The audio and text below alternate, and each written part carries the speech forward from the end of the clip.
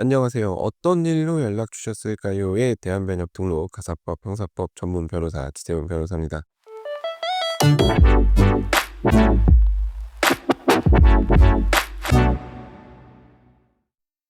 예, 제가 법률 상담을 하다 보면 이제 협상에 대한 얘기가 많이 나옵니다.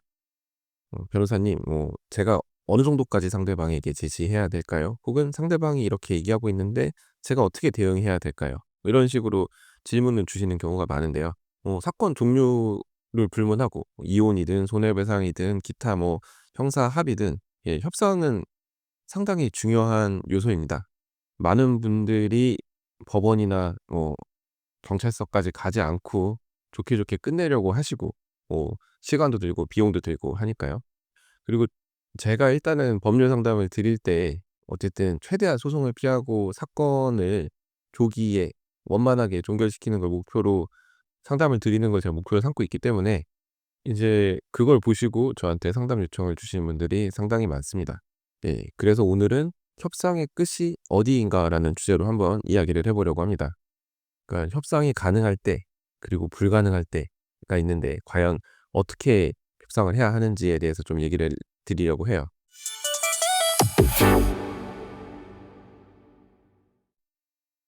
예. 여러분 혹시 이런 경험 있으신가요?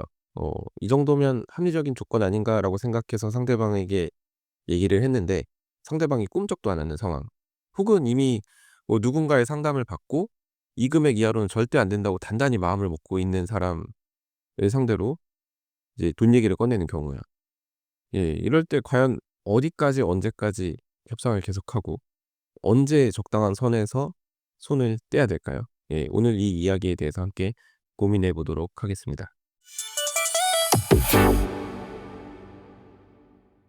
예. 협상이라는 거는 원래 서로 조금씩 양보하고 주고받는 것이죠. 예. 서로 원하는 지점이 다르지만 그래도 결국에는 그 차이를 좁혀 가면서 합의점을 찾는 게 협상이죠. 그런데 그 협상이 불가능한 경우가 있습니다.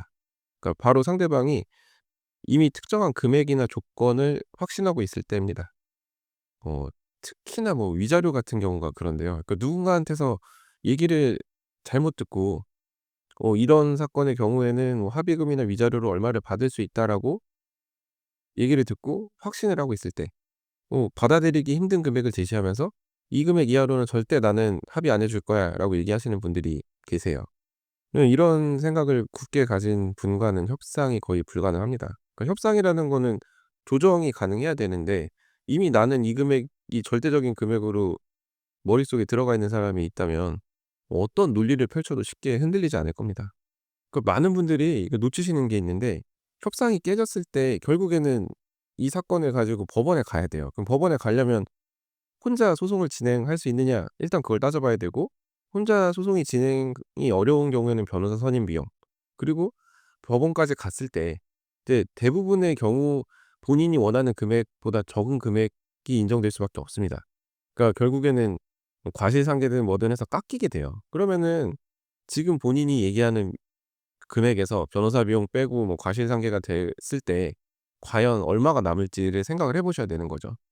이제 그러한 거는 고려를 안 하시고 그냥 누군가한테서 들은 금액 얼마가 딱 머리에 꽂히셔 가지고 그 금액을 그냥 부르시는 분들이 계신데 그러면 나중에 후회하세요. 그러니까 그거는 더더욱 본인이 돈을 받을 입장에 계시다면 상대방이 언제까지고 돈 주겠다고 매달리진 않을 거예요. 상대방이 적당히 돈 준다고 했을 때 받고 치웠어야 됐는데 '내가 괜히 버텼구나.'라는 후회를 나중에 하시면 늦습니다. 예. 그래서 이미 특정 금액이 머리에 들어가 계신 분들과 협상을 할 때는 어떻게 해야 되냐? 예. 제가 매번 말씀드리는데 마지노선을 설정하시고 상대방이 그 금액 안 받아들이면 그냥 과감하게 손을 떼시는 게 제일 좋습니다.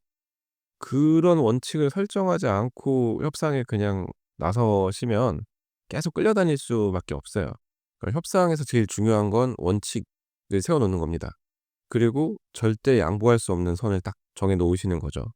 이제 그 금액을 생각하실 때는 금액도 금액이지만 이제 소송까지 갔을 때 그 시간, 감정 소모 이런 것도 다 고려하셔 가지고 '내가 이 정도 금액에 머리 아픈 걸 빨리 치우고 싶다.'라고 하시면 딱 그 금액을 설정해 놓으시고 이제 그 금액을 상대방에게 제시하시고 상대방이 "그거 못하겠다."라고 하시면은 "알았다." 그러고 연락을 끊으시면 되는 겁니다.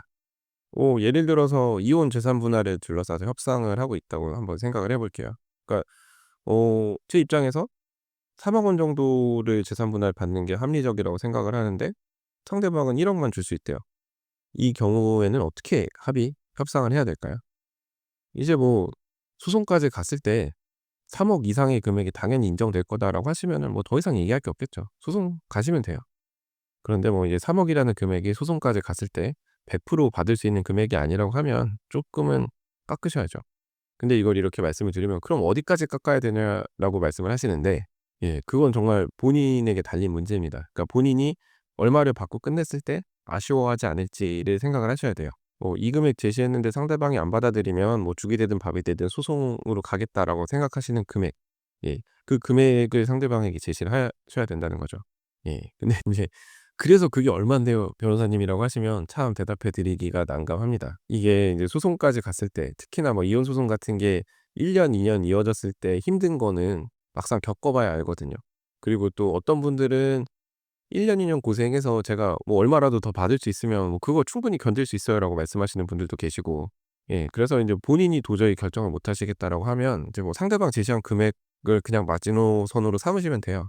상대방이 얘기한 금액을 듣고 이거를 받을지 말지만 결정을 하시면 의외로 문제가 깔끔하게 끝날 수 있습니다.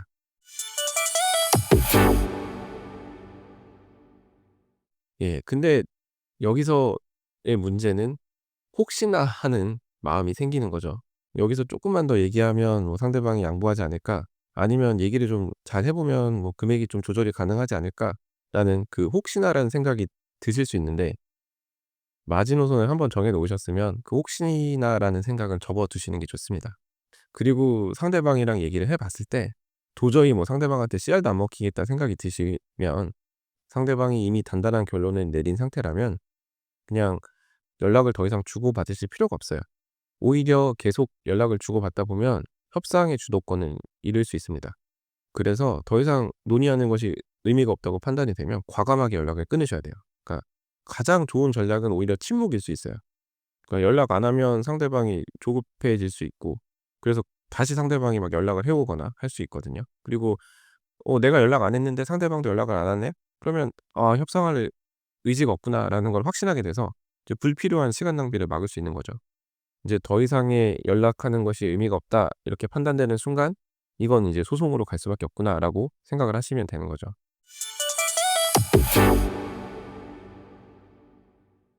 근데 이게 인제 단순히 민사 사건인 경우에는 '그래 협상 깨졌다. 법원 가서 그냥 판사님이 판결 내려주는 대로 내가 받아들이겠다.'라고 마음을 정하면 편해요.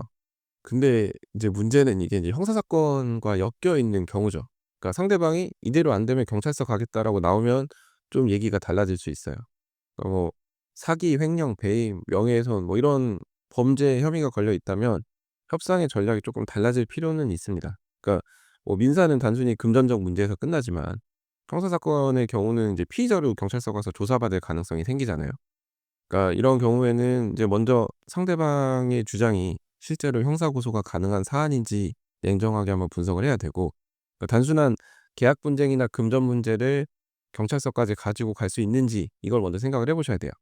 그래서 애초에 택도 없는 사안을 가지고 상대방이 뭐 "경찰서 가겠다." 이렇게 얘기하면서 형사 고소를 무기로 협상력을 높이려는 전략을 쓰면 그때는 무시하시면 돼요. 근데 인제 애매한 경우에 경찰서에 간다고 상대방이 얘기를 하면 이건 좀 고민해 보실 필요는 있죠.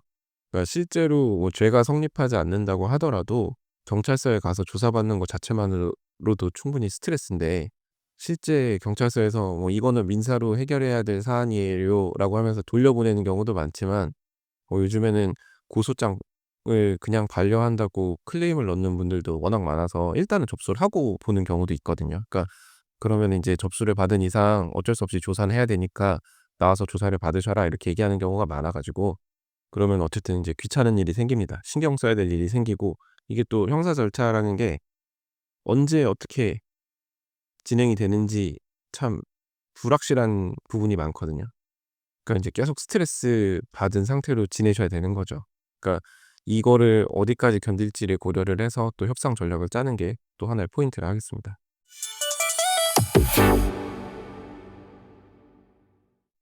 예. 물론 협상이 깨졌다고 곧바로 소송에 나아간다고 또 얘기를 할 수는 없어요.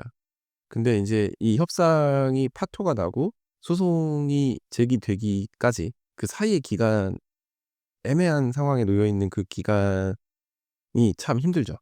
참 사람 답답하게 하고, 예 좀 어떻게 보면 좀 심한 말이라면 미치게 만들 수 있어요.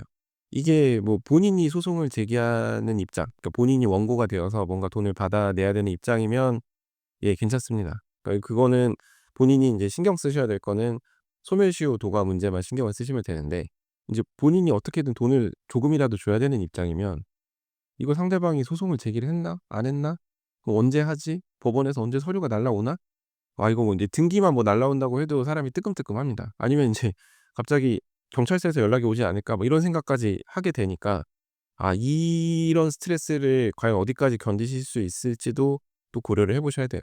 아 또 뭐 되게 대범하셔 가지고 '아 이거는 내가 그냥 넘길 수 있다.'라고 생각하시면 제일 좋지만, 그게 아니라고 하면 그런 부분에 대한 것도 분명히 인제 그 협상 과정에서 어느 정도 비용으로 계산을 하셔야 됩니다. 그러니까 여러 가지를 다 충분히 고려를 하셔야 돼요.